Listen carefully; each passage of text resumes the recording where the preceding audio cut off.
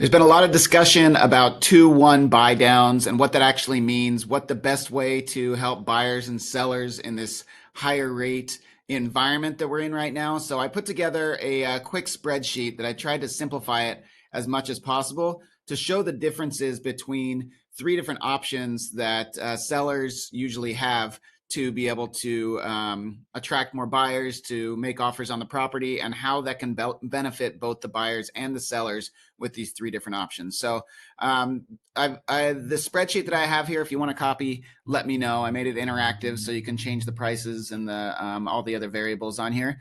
But what we want to compare is this first column here is the full price with no credits.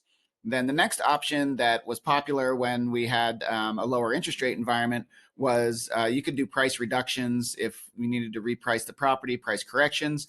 That was one tool that sellers had, and realtors would talk to the sellers about reducing the price to get more offers and maybe getting closer to a market price as things are changing. But there's two other options that I want to explain that have to do with the mortgage, and it's a way to use seller credits that gets the seller the same net result for the amount of funds that they're going to make off the closing of the home sale.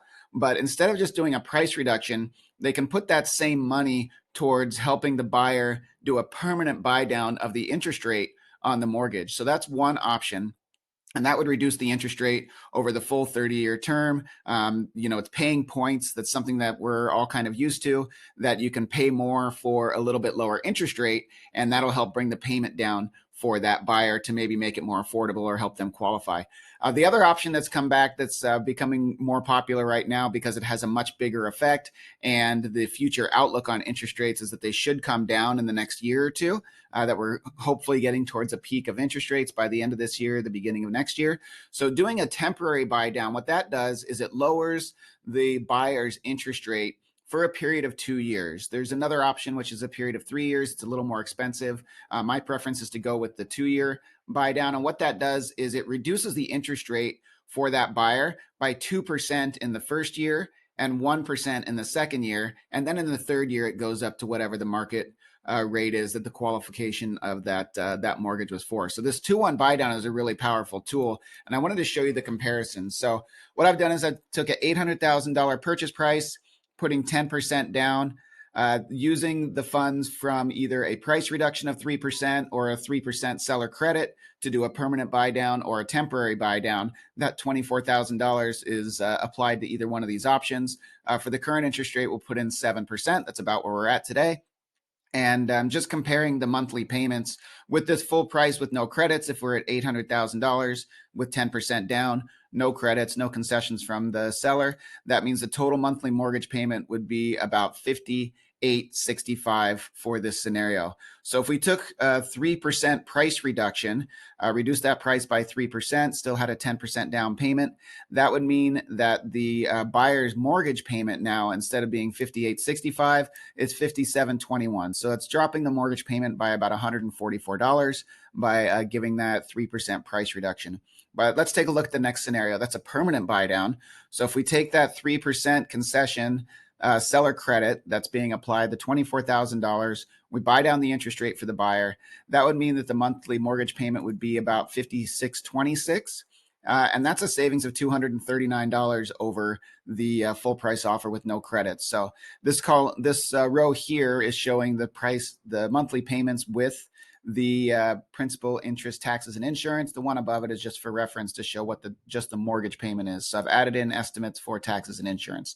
So going back to this permanent buy down, that would be $239 less than if there was no credits at all. And then the last option, which I think is the best one, look at the difference in monthly payment here. So if the seller gives that same 3% credit towards buying down the interest rate in the first year is going to be 2% lower. So instead of making payments on a 7% mortgage, it's like you're making payments on a 5% mortgage. And that has such a bigger impact on the money that the buyer has to put out on a monthly basis. So this is a $925 savings over the initial scenario with no price concessions or no seller credits. So you have to keep in mind that this is going to adjust each year. and it's that payment that's adjusting. So in the first year, it's 2% below the market rate. In this case, it would be 5% that this payment's based off of. So that would be a $925 savings per month for that first year. And then in the second year, it goes up a little bit. The payment in the second year would be $53.91, and that's a savings of $473. And then in the third year, it goes to what this the full payment would be based off the 7%. So take a look at these numbers. Like I said, I can send you this spreadsheet. If you're trying to run some different scenarios, you can put in 20%. It'll drop the PMI out, still show you what the different payments are for each scenario. If you wanted to play with different interest rates, go down to a 6.5. You could run the scenarios and see what the different options are for the buyers. And I think this is a really good tool to show sellers where when you're considering a price reduction or a seller credit, how much this benefits the buyer to do either a permanent buy down or even more so the temporary, the 2-1 buy down. So hopefully that's helpful. Try to break it down as simple as possible. I know there's a lot of information out there right now. It can be overwhelming, but if you need more information about a 2-1 buy down or any other strategies in this changing market that we can help buyers and sellers still get their transactions done and get everybody what they're looking for, then let me know. I'm always here to help. You can reach me at mortgageseth.com. Thank you.